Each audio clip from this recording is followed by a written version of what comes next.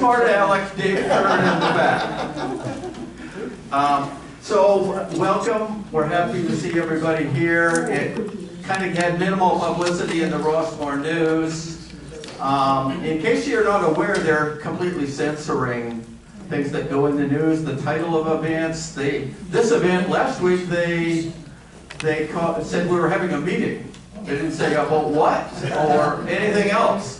So I'm not that surprised that there's fewer people today. So thank you for coming today, Marie and other regulars. We really appreciate the support. At the back, our steering committee member, Richard Engel. If you're not already on the email list, please sign up there. And also there are copies of the book that I'm going to be talking about.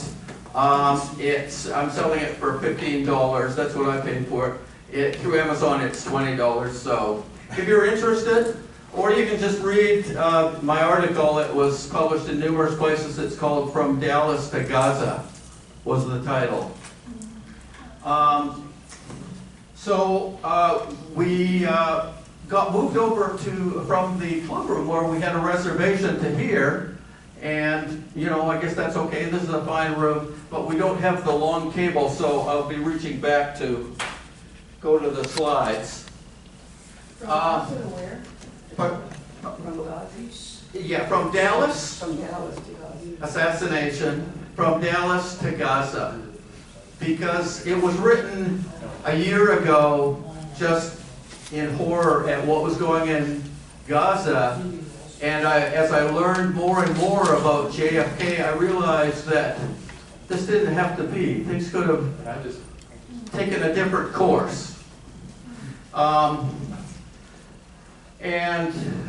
Starting with just to set the frame for today, I'll probably talk for 45 minutes or thereabouts, maybe a little longer, or maybe a little less, and then we can have questions and discussion, and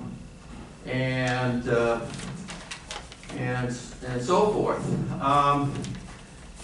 How many people here remember where they were when they heard the news that JFK was assassinated? Pretty much everybody, which isn't surprising. I was in my middle school in Vancouver, Canada, and we learned about it, and I still remember it just like yesterday. The teacher was very upset, and some smart aleck kids in the classroom made fun of him. But so it was a huge event. There's another book. When I talk about the context, JFK in conflict with the CIA and the military-industrial complex, there's an outstanding book that was published about 12 or 14 years ago. It's called JFK and the Unspeakable. And is anybody familiar with it? I think Rich is for sure, and yeah, both Richards and Dottie. Yeah, it's a really excellent book, and it goes into detail about some of these things. That JFK supported the anti-colonial independence movements. In the Senate, he delivered an 8,000-word speech in support of Algerian independence when they were at war with their French colonizers. 1 million Algerians died getting their liberation. And very early on, JFK supported the independence movement. The Bay of Pigs invasion, of course, happened under his watch, but just 10 or 11 weeks after he was inaugurated. And the CIA and the Cubans, terrorists, were angry at him because he refused to authorize U.S. aircraft to back up the invading, the Cubans who were trying to go in and overthrow Castro. Of course, following that, he fired Allen Dulles. And there's a famous New York Times statement that he had vowed to break the CIA into 1,000 pieces. He refused to bomb Cuba in the Cuban Missile Crisis. He was under tremendous pressure. The military was pushing for it. And on Vietnam, the important thing, he sent special forces into Vietnam. He did do that. And so he has some culpability. Of course, they began under Eisenhower. But JFK always refused to send formal ground troops into Vietnam. Of course, he was assassinated in November of '63, and it was like 14 or 16 months later that LBJ sent hundreds of thousands of troops. But JFK was against the U.S. getting over-involved in Vietnam because he had gone there in the early 50s. And he had spent time there when the Vietnamese were fighting for their liberation from France. And there was an American working at the State Department who he thought was very sharp and astute. And this person told JFK, the Vietnamese are going to win. They're going to kick. It doesn't matter how many 100,000 troops the French have. They're going to lose because the Vietnamese have millions of people and they're fighting for their independence. That had a huge impact. So JFK understood that, and when the French, of course, left, and then there was an agreement, the Geneva Accords in '54, where they were supposed to have an election, and the U.S. prevented that, and they divided the country into North and South, and it continued. But the bottom line is JFK knew the history there, and so he was not going to go that route, which of course cost the lives of 85,000 U.S. soldiers and millions of Vietnamese.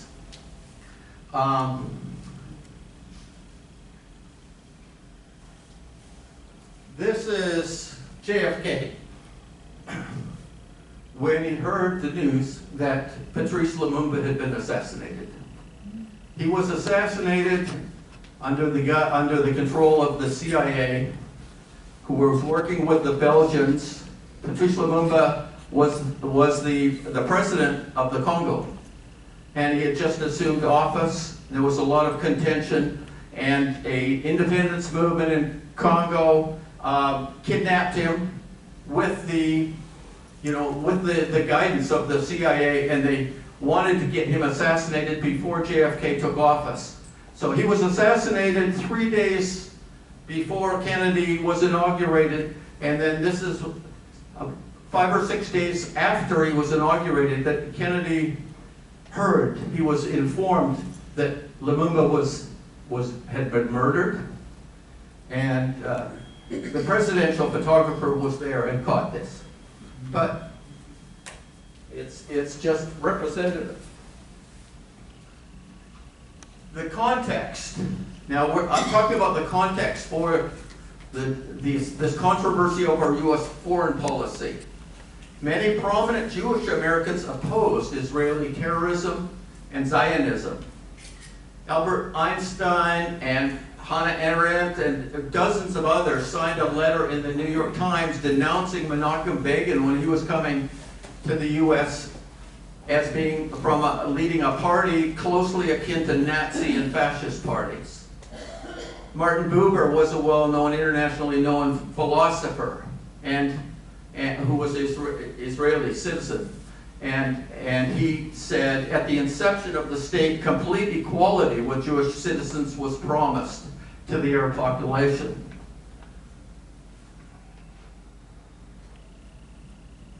Within the United States, the American Council for Judaism was very influential. It was especially influential on the East Coast and San Francisco. They were very strong also. And they are still around. This is their website today. They're in the process of kind of revitalization, and they're going to be coming up with their new website very soon. But this is the website as it stands now. So if you, I don't know if you can read it there, but there's a guy there named Alan Brownfeld who's a very, very sharp analyst. On the right there, his article is Israel seizes land in West Bank to prevent a Palestinian state. That's from August this year. Another one from August, Jewish officer and other officials resigned to protest Gaza war. And this in the middle on the right, AIPAC helps defeat Representative Bowman in costliest host primary race. So AIPAC poured, like, I forget the numbers, $8 or $10 million into a primary race to defeat Jamal Bowman. And they tried others. Yes, and of course they have enormous influence. But the point is, the American Council for Judaism, which was founded in the early 40s, said that Jewish Americans should owe their allegiance to the United States. It's fine to support Israel if you want, but their first loyalty is to the United States. And they had a lot of opposition to the idea of an ethno-nationalist state. Of course, that was, that's the idea behind Germany, ethnic supremacy. So they opposed it. And by the way, they published my article, that one from Dallas to Gaza. You can look back through their archives. So Kennedy was sympathetic to Israel, and he cultivated the Jewish American vote. And, he's a politician. And in 1960, when he was running for president, he spoke at the Zionist of America convention. Zionist of America is the parent organization to the AIPAC. So they created the America-Israel Public Affairs Council that we hear so much about today. But at that speech he gave, he said complimentary things about Israel, but he said very clearly, the Middle East needs water, not war, tractors, not tanks, and bread, not bombs. At that time, the U.S. didn't give any military aid to Israel. They gave tractors and humanitarian support. And later in his speech, he was very frank. I mean, in reading his speeches, I'm struck by what a good writer, I mean, he had a good speechwriter working with him, but they combined a kind of just a almost conversational way of talking with a sincerity and a simplicity, really, that comes across as being very genuine. And so he said to the Zionists of America, I cannot believe Israel has any real desire to remain indefinitely a garrison state surrounded by fear and hate. So that was the situation in 1960.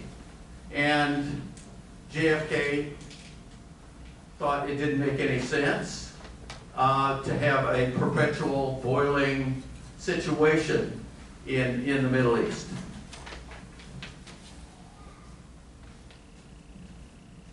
So there's four major areas where JFK's policy was really radically different than it has been ever since. And I highlighted the first one here. He wanted good relations with both Israel and the Arab states. So he wanted good relations with Egypt, a big country, tens of millions of people, even at that time. And as distinct from Eisenhower, he offered loans through the State Department, he offered guarantees, economic guarantees, and he showed respect for Nasser. Nasser was highly respected around the world. He was one of the leaders of the non-aligned movement.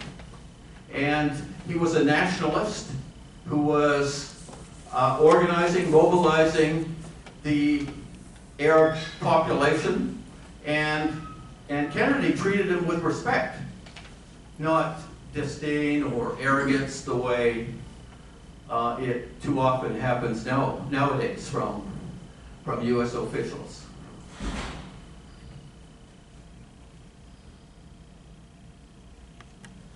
So he sought good relations with Sukarno of Indonesia. And as I mentioned earlier, that as a senator, he supported the independence struggle in Algeria, which, there's certain parallels with Gaza. He supported the nationalist movements in Africa fighting against colonialism, including Portugal, which is a founding member of NATO. Portugal had outright colonies in Africa: Angola, Mozambique, and Guinea-Bissau, and Cape Verde. Guinea-Bissau and Cape Verde were one country.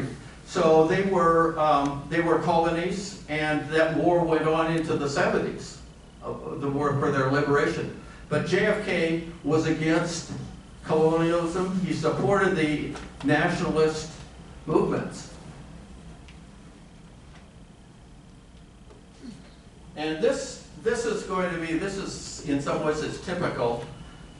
This is him welcoming the Algerian President Ben Bella to the White House. And I'm going to play just a short video, which is kind of amazing. But it's symptomatic of how things were so different then.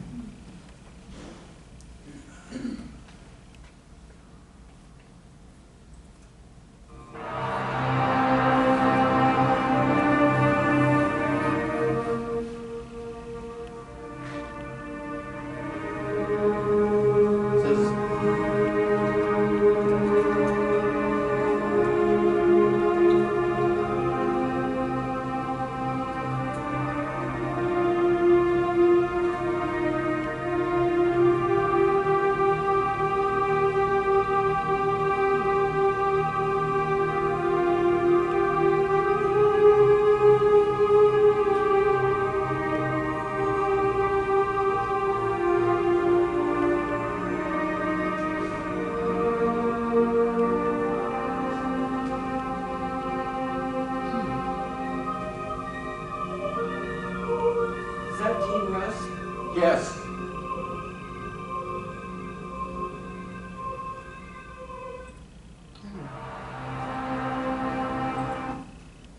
So he received a 21-gun salute, Ben Bella. Ben Bella, after the French had massacred a village in Algeria, Ben Bella led the uprising against him. He was what was called a terrorist. He was fighting the occupier.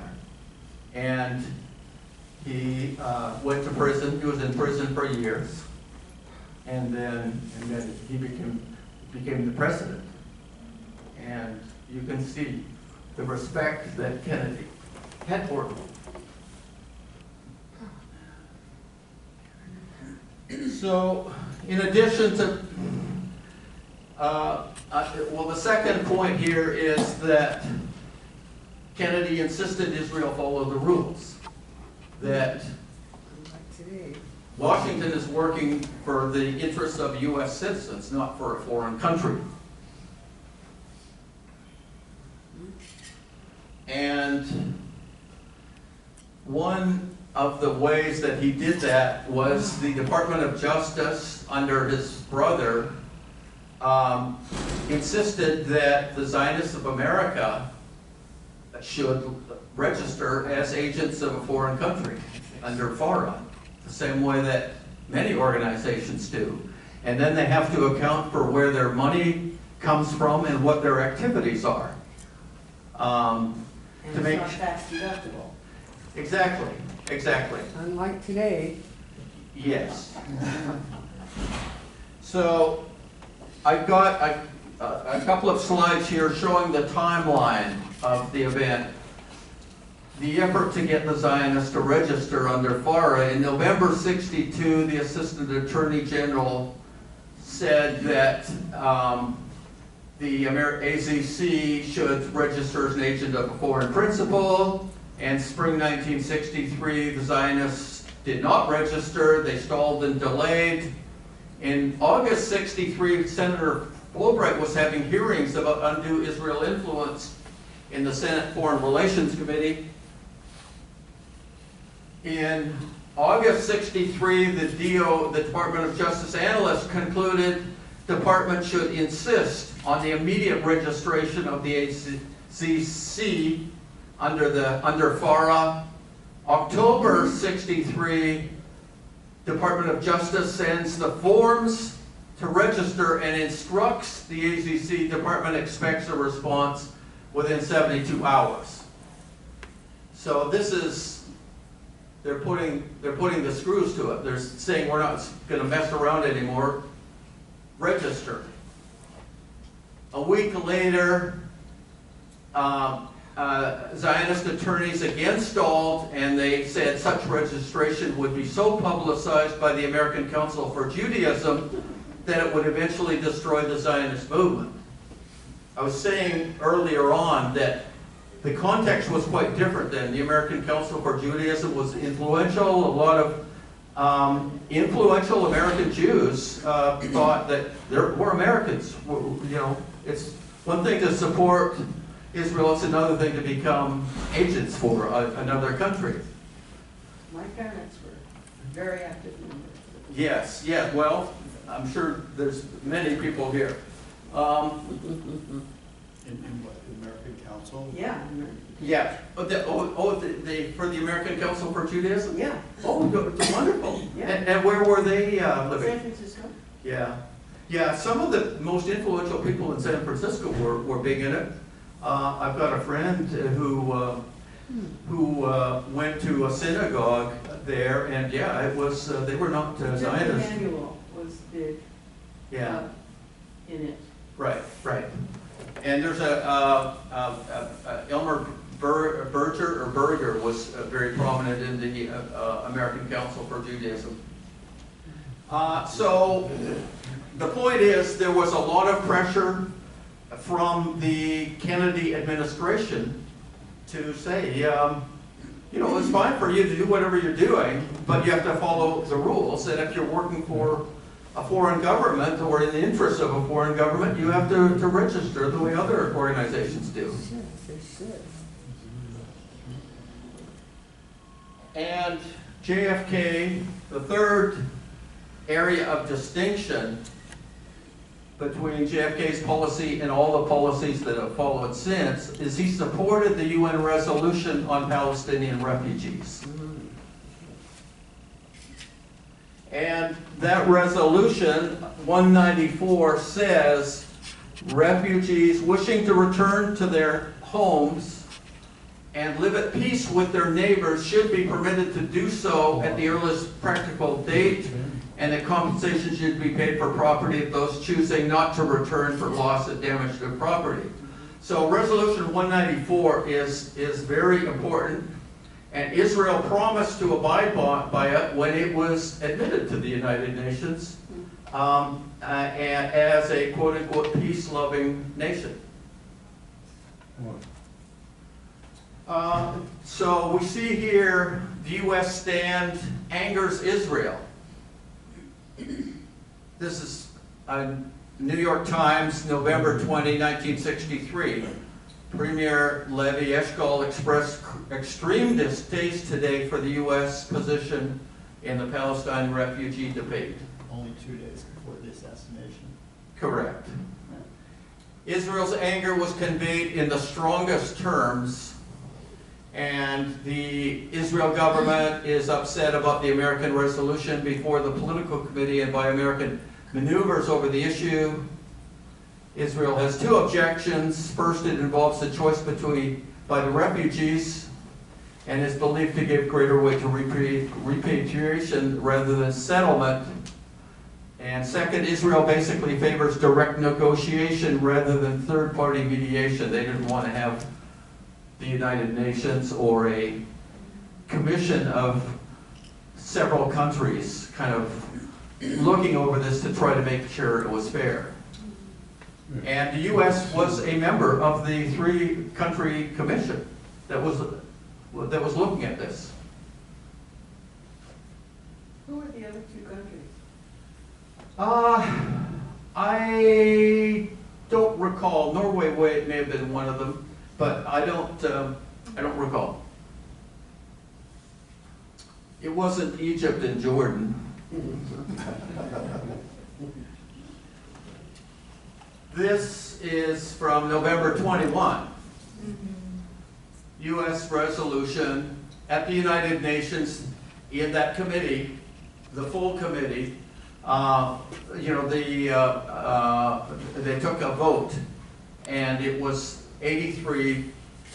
The one vote, of course, coming from Israel. And as they say here, as the other report said, Israel's angry at the U.S. They don't like this. And Israel dissents as UN group backs U.S. on Arab refugees. Can you imagine a thing like that happening today? Wow, that's the same year he got killed. So the fourth area is, and the most contentious.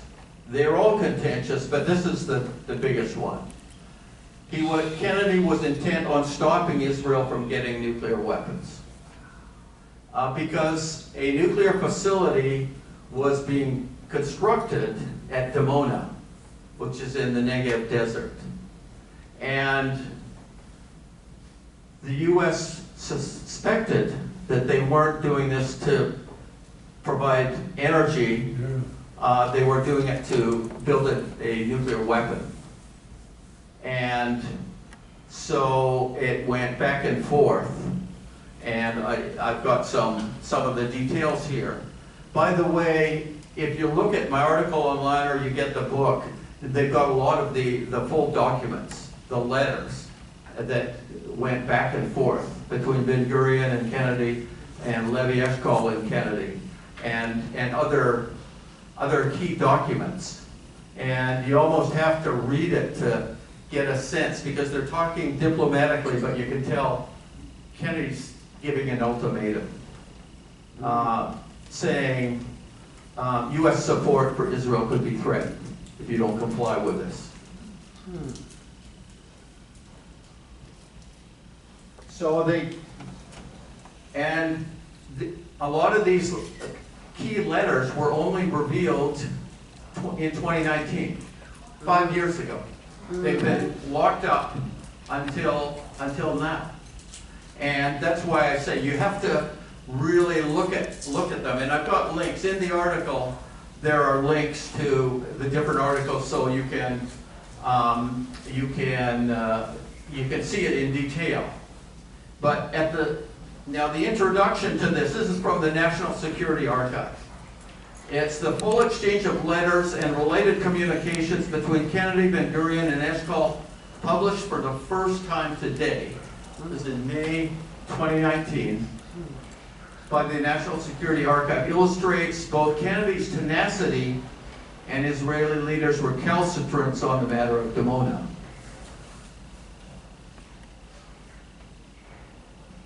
Of course, Kennedy really changed in the course of his presidency. He kind of came in a bit, he campaigned as a bit of a hawk. But he had enough experience. His brother died in World War II. He was a war hero. He had been injured in World War II himself. He knew war. It's not a picnic. It's not a Hollywood movie. And so he was, and he kind of evolved over the course. Of course, the disaster in the Bay of Pigs, he assumed responsibility for it, but he knew, he said publicly, I'm responsible, but publicly he knew the CIA had done this. They were the ones. And that's why he pushed out Allen Dulles. And then in 1962, we had the Cuban Missile Crisis. And then when he negotiated a peaceful end to that, whereby the Soviets withdrew their missiles and weapons from Cuba, which Fidel Castro did not like. He was angry. He thought he was being led out to dry. But the Soviet Union had the bigger picture in mind. And they got a commitment from the US to not invade Cuba, which after all was Cuba's first concern. And then because the US had set up missiles in Turkey, the Soviets said, well, if it's so bad for us to have missiles in Havana, what about your missiles which are in Turkey? Turkey is not far from the Soviet Union. And so the deal which was negotiated was that that the Soviet Union would withdraw their missiles, and there was no mention of the U.S. withdrawing the missiles from Turkey, because Kennedy realized the hawkish nature of the U.S. media and to some extent the public, and he realized it would, be bad politically. So the Soviets went along with that. They complied with that. But the military brass did not like it. They knew about it, and they didn't like it. So, there was all these conflicts and all this tension with Kennedy pushing in one direction, wanting to establish a different kind of foreign policy, and it was just a huge turning point. Israel itself was only 12 or 13 years old. And it was, to some extent, it could have gone a different course with sufficient influence and positive pressure. But so in March of 1963, USG, is U.S. government, seeks government of Israel assent to semi-annual visits to Dimona with full access. In April, Israeli Prime Minister Ben-Gurion replies and avoids the issue, and while comparing Nasser to Hitler. In May 4, JFK responds and says U.S. committed to Israel's security, but offensive nuclear system would be destabilizing for the world. This wasn't just pressure to not have nuclear expansion in Israel, it was around the world. The nuclear non-proliferation. And then in May, the U.S. ambassador to Israel instructed to remind the Israeli leadership they have previously agreed to inspections. More pressure. May 11, top secret, says the government is under steadily mounting domestic political pressure to adopt a foreign policy consonant with Israeli desires. So the pro-Israel forces in the U.S. still had clout in that day, and they were using it. And then in June, Ben-Gurion suddenly resigns out of the blue, steps down, and that's another stalling, a way to prevent the thing from being realized. So in July, JFK congratulates Levi Eshkol on becoming the new prime minister and says support of Israel could be seriously jeopardized if there's not compliance.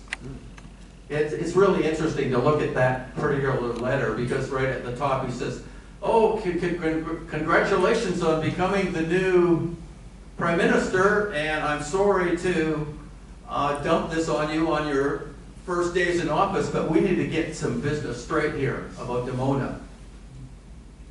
And then in August, Eshkol responds, promising Dimona is for peaceful purpose, and stalling again, suggesting inspection toward end of year. And then August 26, JFK accepted the proposal for inspection, but explicitly said that the inspection has to take place before the activation of the nuclear reactor, at which point people can't go in and inspect it. And then, of course, November 22, assassinated. After the assassination, LBJ said, "You've lost a very great friend, but you found a better one." And that was absolutely true. In December, Israel activated Dimona nuclear reactor, so inspectors couldn't go inside. So, Haaretz is a English language. It's the best Israeli paper. They have some really outstanding journalists there. They're being shut down now. They're trying to. They're Haaretz? not being shut down. Oh, yeah, under more and more censorship, Yeah, yes. censorship. Yeah. I'll just say- So, but this is a quote from them. Historians generally, there's a typo here. It's supposed to say historians generally see Johnson as the president most uniformly friendly to Israel. And under his watch, everything changed. All of those 4 areas of distinction that Kennedy had, gone. Relations with Egypt deteriorated. The U.S. became hostile to Nasser, and the loans stopped. Support for Palestinian refugees and Resolution 194 stopped. And the efforts to require the American Zionist Council to register decreased, and then stopped.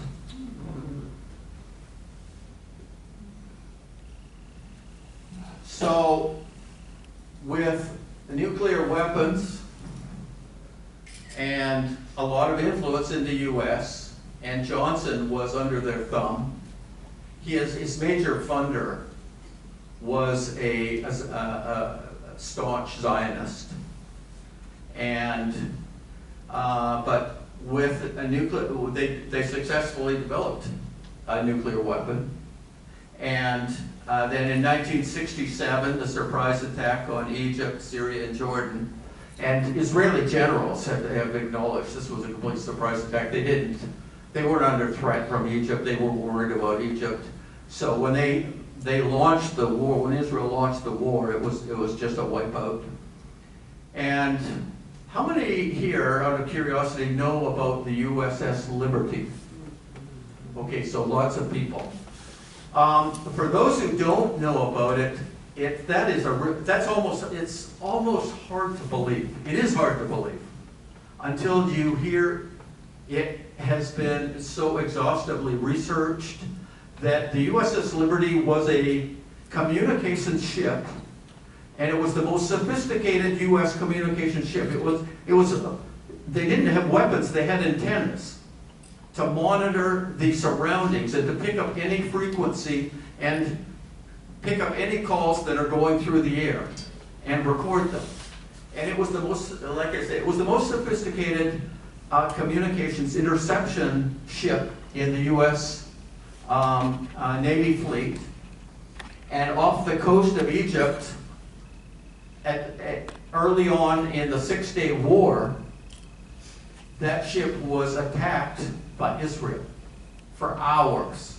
For hours beforehand, they had flown over it, recognized that it was flying a great big huge U.S. flag, and then it was attacked for hours by Israel, and then torpedo boats came out and fired torpedoes. One of them went into the side of it. It should have sank. Sailors that that jumped from the ship into life rafts were strafed. So the goal was to sink the ship, kill all the survivors, and blame it on Egypt. And that was going to be a way to solidify U.S. support for Israel and also to provoke conflict with the Soviet Union and Egypt. There's a 4-hour documentary on YouTube Yes. about Yes. it, and it was shown. It's been being shown in different venues. Yes, online. yes. Yeah, You there. can see it. Yeah, I actually watched it. I've watched all 4 hours over the last few weeks because it just became public. Palestine Museum. Yeah, exactly.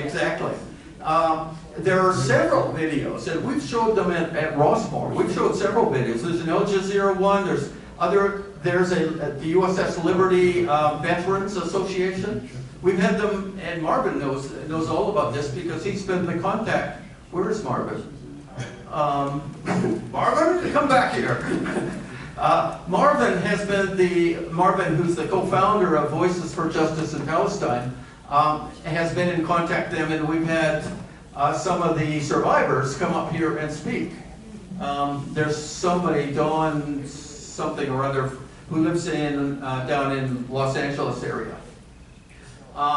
But in any case, there were 34 U.S. soldiers dead, 174 injured, and what did Johnson do?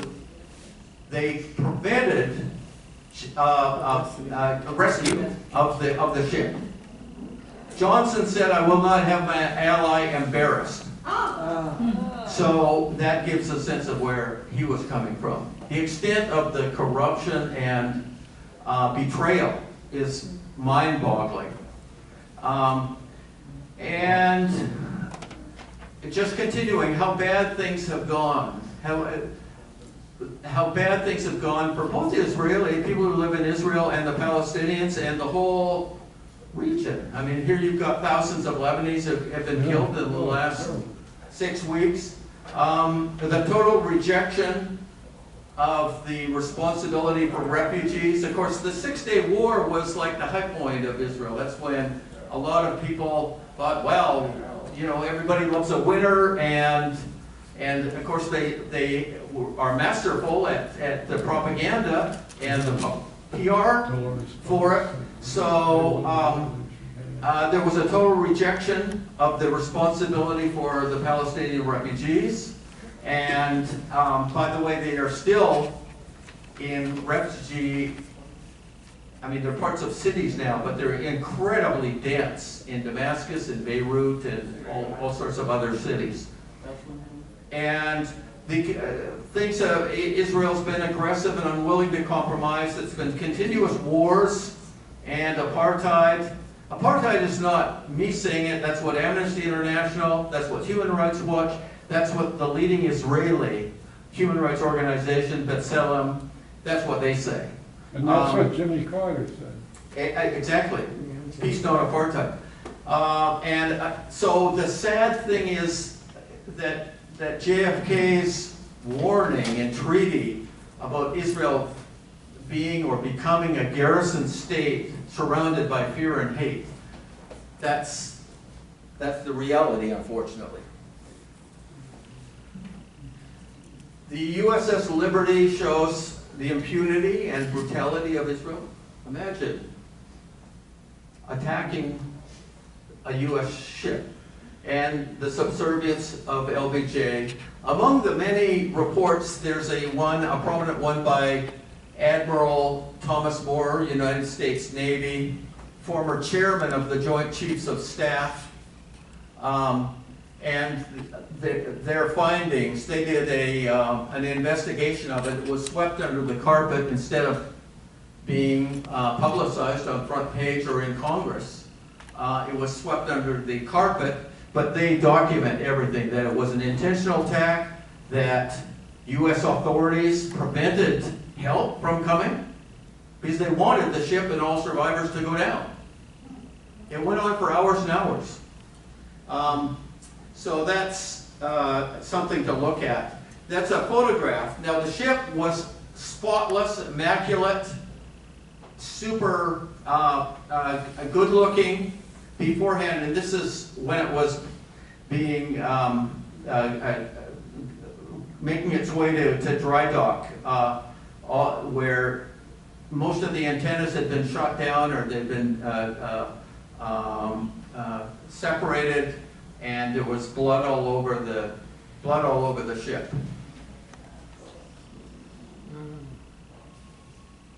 And what if JFK had not been assassinated? Obviously, it's speculation, maybe he would have gone some other way. Maybe if he didn't die in November 22, he was going to die in the spring. Who knows? Because he was confronting the U.S. foreign policy, as I tried to indicate.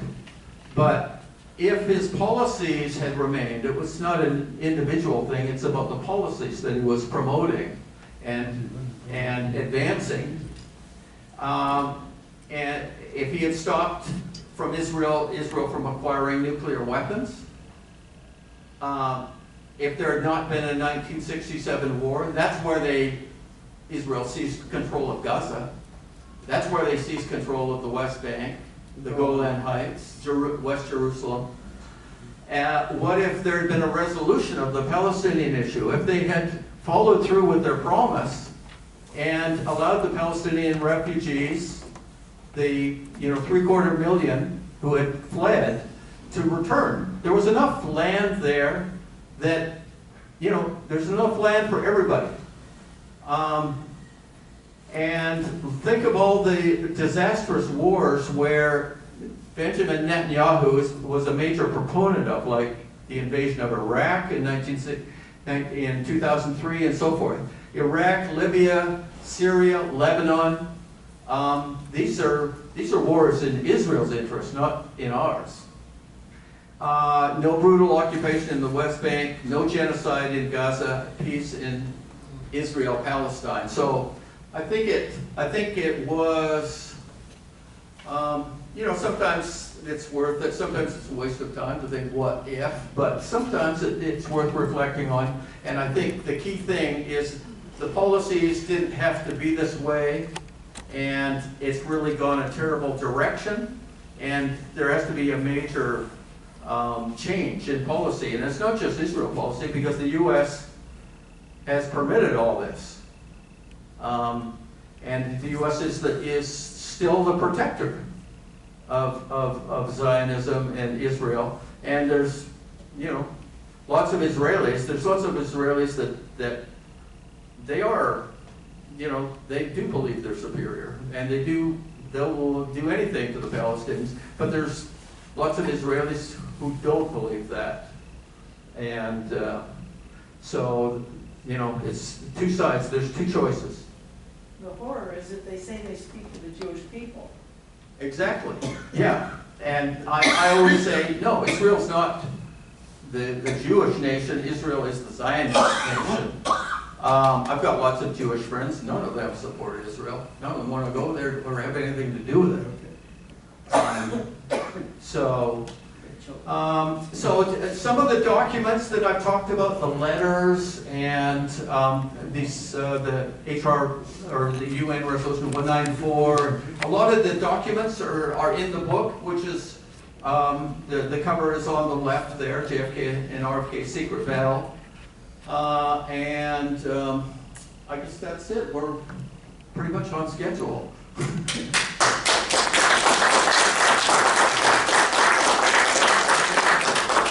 So, questions? About the liberty.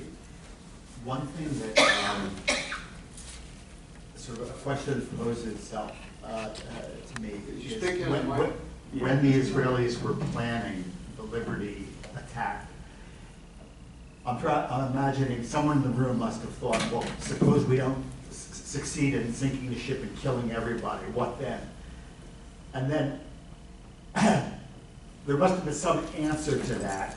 And I'm imagining, and this is sort of like a comic way of putting it, but I'm imagining somebody saying, we'll just get Johnson to cover for us. LBJ, I mean, in other words, how could the Israelis have been confident that if they failed to kill everybody on the ship, that Johnson was going to take this position, which we see that he took?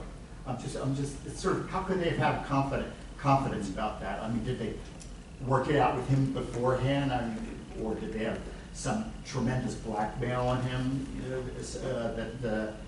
They had to be confident that they had a plan in case they didn't kill everybody.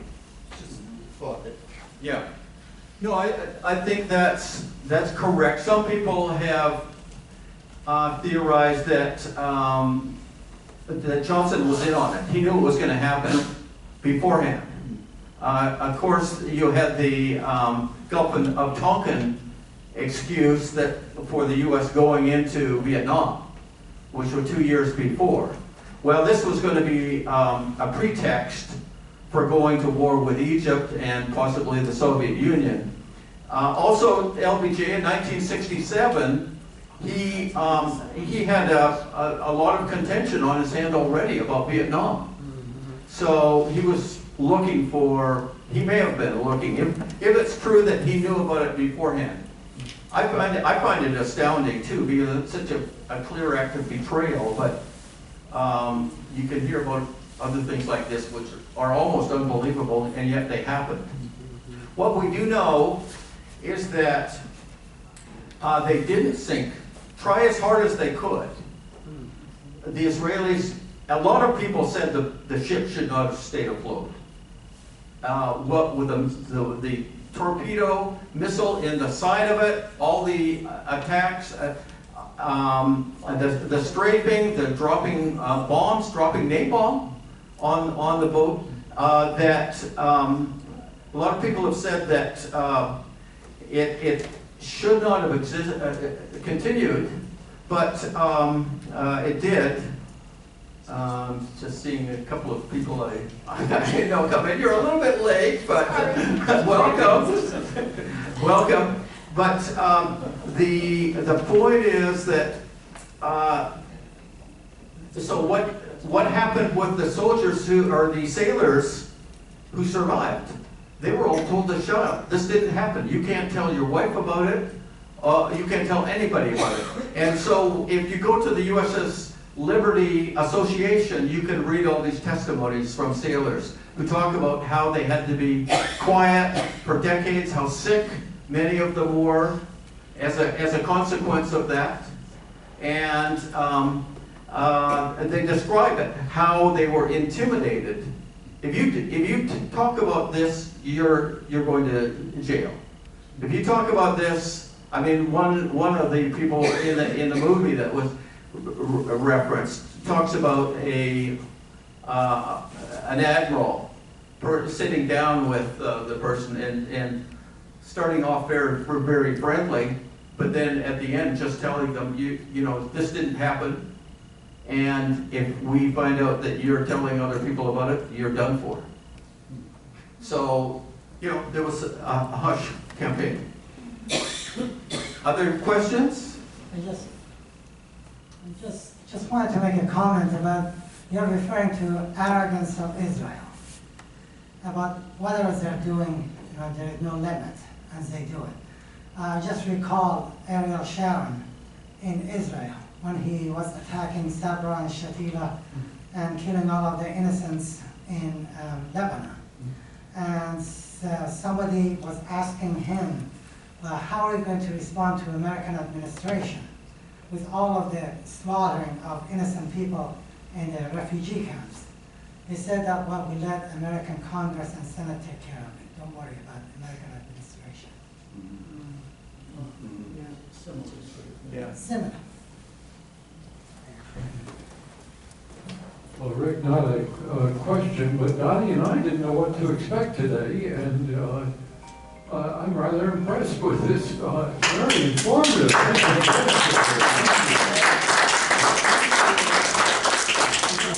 Okay, well, thank you very much, Bob.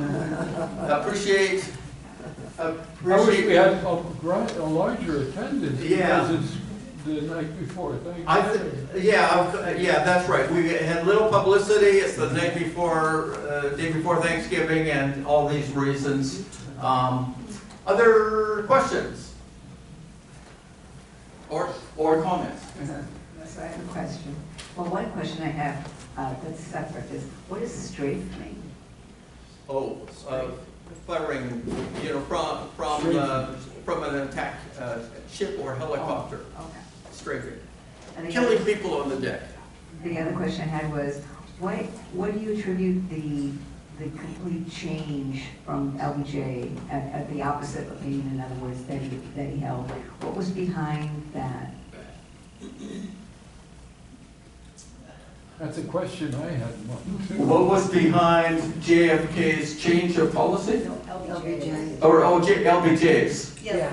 Like obviously JFK had a very clear, like the way he presented it. I think even JFK was young. He was just in his early 40s. I think he was 44 when he died. He was very young, but he had a lot of experience. And he had gone to Palestine in 1939 and spent weeks there.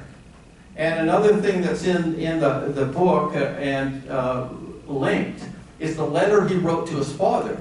It's a very, very long 2-page letter, single-spaced, describing to his father what he saw in Palestine.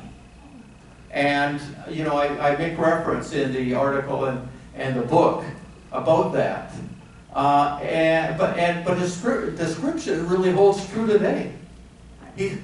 Just to say, I was asking about the LBJ. Why was LBJ so strongly different? Well, I'll get to that. But I'm trying to give a, so one question is, why was Kennedy different? And even though he was young, he had military experience and he had a lot of international experience, especially for someone so young. Much more international. I can't think of any president since then that has had that diverse experience. What? His father was a diplomat. Yes, yes. So he had ambassador to Britain. He traveled. But for example, LBJ didn't have any kind of experience like that, and there were corruption charges against him. There was, like I said, he was, some people say, I haven't looked into this in any kind of depth, but his fundraiser was a Zionist, was very staunch pro-Israel person, you know, he was the one who was really in bed with the military complex. Not just because he's from Texas and a lot of military industry was from Texas, but I think ideologically. He's more in step, because LBJ is not the one who is different. It was JFK was the one who was different. The policy ever since has really been, I mean, Jimmy Carter made some good efforts, but ultimately they were unsuccessful. Ultimately they didn't go anywhere. Of course, he was attacked viciously when he wrote his book, Peace Not Apartheid. Right. But that book still stands the test of time. Yeah. So, it seems like, I don't know, is it on? Yes, it's on. It seems like there's a really good case that Israel, well, not only Israel, You can hear it. Well, it seems that there's a very good case that Israel is behind the assassination. Not just Israel, though. The Zionists, the military-industrial complex, the CIA, and I remember at the time, and afterwards everybody was speculating as to who was behind it. And people would say, oh, it was the mafia because Bobby was going to go after the mafia. And then people said, well, it was Cuba because of the Bay of Pigs. But those sound like they're red herrings, and that there's really more collusion between the Zionists and the military-industrial complex, and I don't know, and the CIA. Yeah, is that what you're saying? Dulles. Well, I didn't say that. No. And in my article, I thought about whether to go there or not. And I decided very specifically not to, because then people put down, you say conspiracy speculation. Yeah. Whereas we've got hard facts. and evidence of those 4 areas of policy difference. So I made the decision not to go there, Yeah. but if, it sounds like you're asking, what do I think? I think there's a guy named James Jesus Angleton, Yeah. who was in the top of the CIA, and he was in charge of counterintelligence. In other words, he had control of Oswald. He had control of all of the spy network and all the people working, the double agents. And it was amazing to learn that he grew up in Italy, actually. His father was a successful businessman. He grew up in Italy. He was a supporter of Mussolini. But later on, he became a very staunch Zionist, Christian Zionist. He was in charge of the Israel file at the CIA. He's the logical person, I think, who was the mastermind working in collaboration and collusion. But as you see, who had a motive to do away with Kennedy? There's nobody greater than Israel. The military-industrial complex is also in there, and also the CIA. Elements of the CIA, because it's a big organization, but elements of the CIA. It's inspiring. Is that why they never released the Warren, that was the Warren report, wasn't it? That Well, was the just Warren report was the official whitewash, is what it was. And actually, after the Warren Commission report came out, which was relatively quickly, then 10 years later, the Senate had hearings on the assassinations, and they tried to look into the assassinations that happened during the 60s. And they conclude that there was a conspiracy, that it wasn't Oswald acting alone. But this is something that's gone on ever since. There's a lot of books just in the last, well, we had a big program here a year ago. Rich was part of.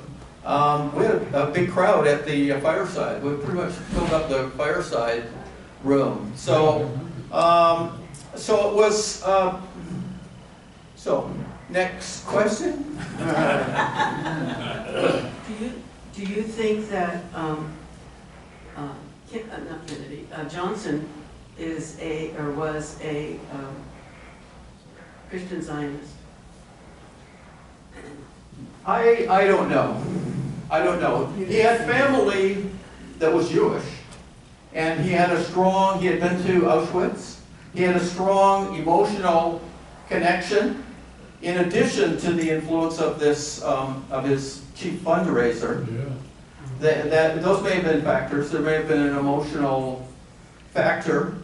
But the way he turned on Nasser, demonized, I was really struck with the treatment that Kennedy gave to Ben Bella, who wouldn't have gotten the back of the hand of Johnson. Other questions? Who was the fundraiser of Johnson? I don't remember the name, but it's not hard to Not find. famous. Yeah, no, nobody famous.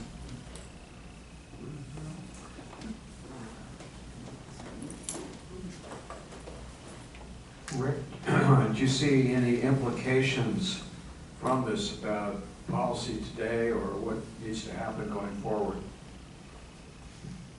Good question. What now?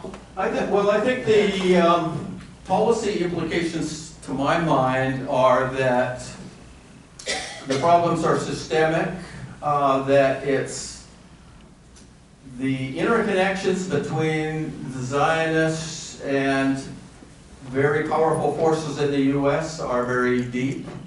Of course, the military-industrial complex likes a destabilized Middle East because they sell weapons. They have guaranteed sale of weapons to Israel, $3.8 billion every year. What have they got? $17 billion in the last 14 months.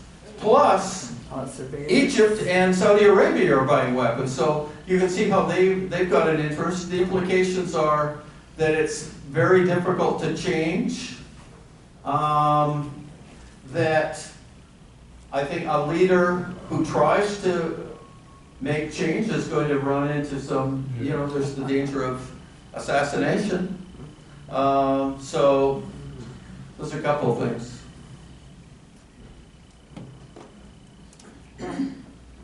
Yeah. Do you think the 100 million from, in campaign contributions to Mr. Trump from Mrs. Adelson might have some effect?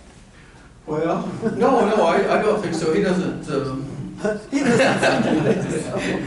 He says, "I'll take your money, but don't think it wins you any." No, he's Trump is beholden, and that's the big problem in my mind. Is we've got a system where you can't win an election without a lot of money. Where do you get a lot of money from? You take big donors, and Bernie Sanders kind of upset things for a while in 2016 because he didn't get big donations, he got a lot of little ones, but then he was, they did away with him. So I think it's a systemic problem, but. Being in the streets, there was an action last week at Travis Air Force Base. About 75 people were there, including people from Rossmore. Rich Engel at the back, Rich's wife, Susan. Several. Susan was there, and we tried to stop. And there's two elements. You try to stop things for a little while, realizing that you're going to get arrested and then it's just going to carry on, obviously. This is a huge Air Force base. Right. But then, just symbolically, you hope that opposition being willing to get arrested, as 28 people were, makes a difference. Maybe there'll be some military who wonder, well, why are we supporting Israel bombing children, bombing schools, hospitals? Which are extremely well documented now. I mean, it's undeniable. So, I think there's things to be done, but it's kind of depressing. But we have to do whatever we can, and learning about the reality, I think is a little bit encouraging. Knowing the reality. And the fact that, who knows, maybe there'll be another JFK in the future, but he's, yeah. Pretty rare. Yeah, Marie? Could you tell us a little bit about the genesis of the book and how you became involved with Ken McCarthy and the book? Well, thank you. That's an interesting question, Marie, because I wrote the article. It was published at MintPress, AndyWar.com, and various places. And Ken has a publishing house called Brass Check. They do media, and he's done different books.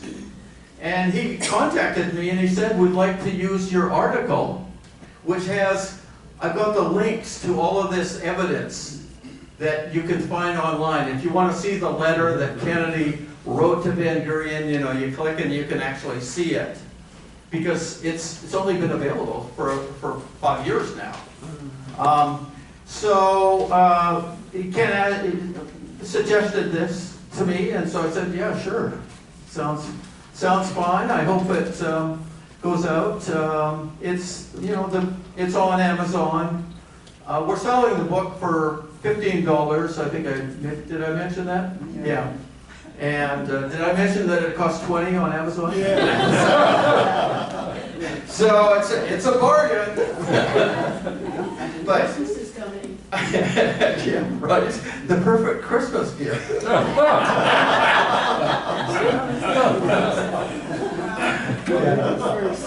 So, okay, well maybe we'll wrap it up. Or is that perfect Hanukkah gift? Exactly. Yeah. Well, I find it inspiring I found it inspiring to learn about the American Council for Judaism and that they wanted to publish my article, and Jewish Voice for Peace of the young Jewish activists. It's really, it is inspiring. So, we gotta take our hope and take our joys where we can find them. But there are bright lights happening. So with that, happy Hanukkah, happy Christmas, and have a great Thanksgiving.